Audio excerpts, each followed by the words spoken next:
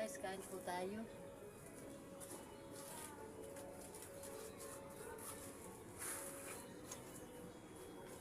Yan po, kumakain po si Ate Nancy. Meron po siyang saging na pampagana. Kain po tayo, guys.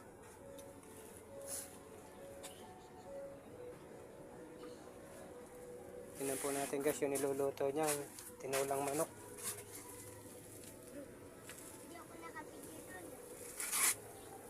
Kulo na. Oh guys, tinulang manok.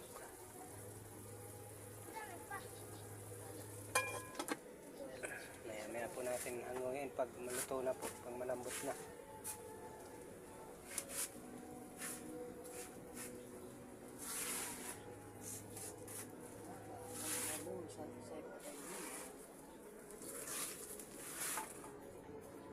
Yan. Kumakain na po siya at hindi po siya pwede ng karne at high blood. Yan po ang kinakain niya. Isda, saging at saka po gulay.